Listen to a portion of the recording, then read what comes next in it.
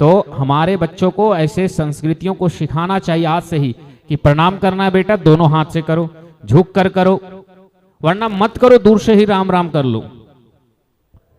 समाज में हमारी सनातन परंपरा का जो नींव आधार है वह प्रणाम और किसी से मिलने के बाद किसी को सामने झुक जाना।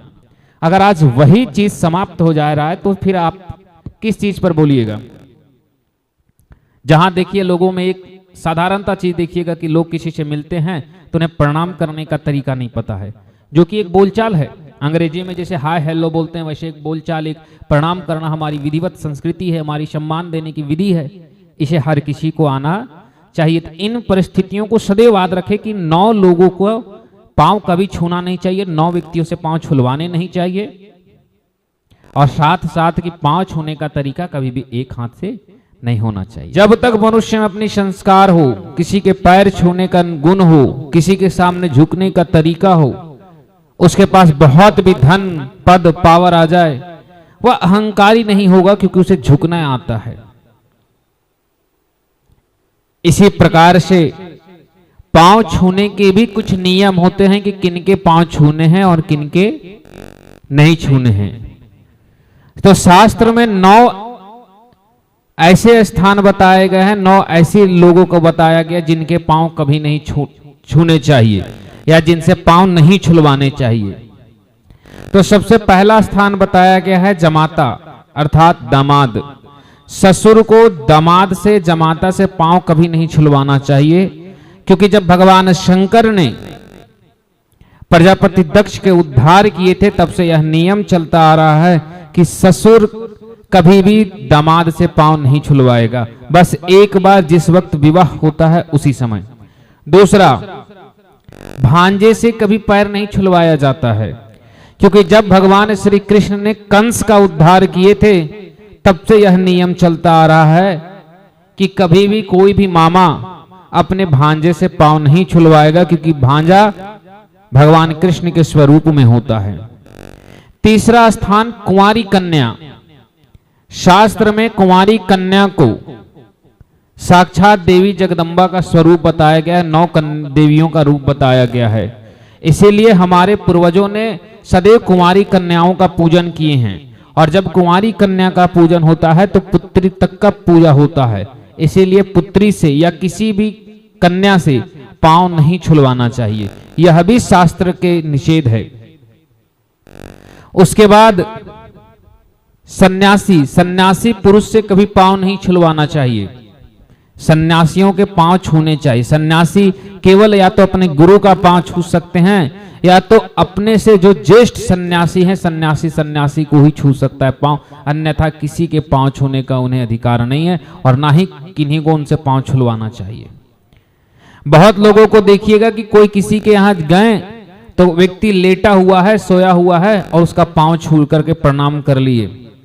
यह बहुत अशुभ बताया गया है कि कोई मनुष्य अगर सोया हुआ है या लेटा हुआ है उस परिस्थिति में उसका पांव कभी नहीं छूना चाहिए। उस परिस्थिति में अगर आप किसी का पांव छूते हैं तो वह मृत व्यक्ति के समान होता है, क्योंकि मृत व्यक्ति का ही केवल पांव छुआ जा सकता है जमीन में लेटने के बाद, अन्यथा किसी परिस्थिति में सोए हुए व्यक्ति, लेटे हुए व्यक्ति का पांव नहीं छुआ जाता है। पर बहुत लोग ऐसा करता है।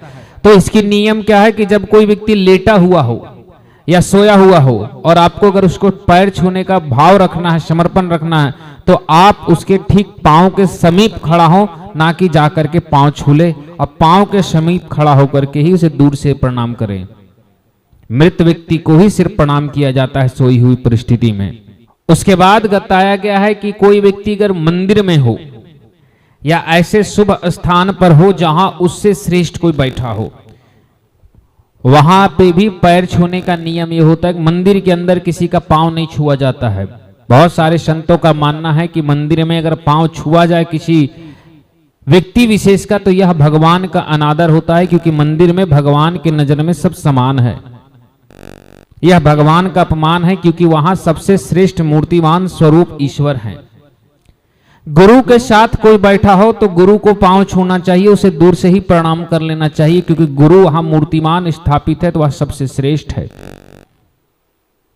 पिता और माता के साथ अगर कोई बैठा हो तो माता पिता का पहले चरण छूना चाहिए, उसके बाद उसकी चरण छूने की नियम है। उसके बाद अशुद्ध या अशोच, बहुत लोग ऐसे होते हैं ना जो जा रहे हैं किसी से मिल गए तुरंत पांव छू लिए, नहीं। अगर किसी ने सोच किया हो, किसी भी परिस्थिति में वो अशुद्ध हो, उसने हाथ ना धोया हो या अशुद्ध स्थिति में हो, उस समय पांव छू लेना भी अशुद्धता है। यह भी नकारात्मक ऊर्जा का प्रमाण है, नकारात्मक का विचारों का वृद्धि होता है। इसलिए अशुद्ध परिस्थिति में कोई व्यक्ति हो तो उसकी पांव नहीं छूनी चाहिए। पांव भी उसका छुआ जाता है जो शुद्ध हो। बहुत लोग ऐसा होते हैं जो अशोच कर रहे हैं या करके आए हैं, रास्ते में जा रहे हैं, थोड़ी देर पहले सोच किए हैं, कोई मिल गया उसको पांव छू लिया।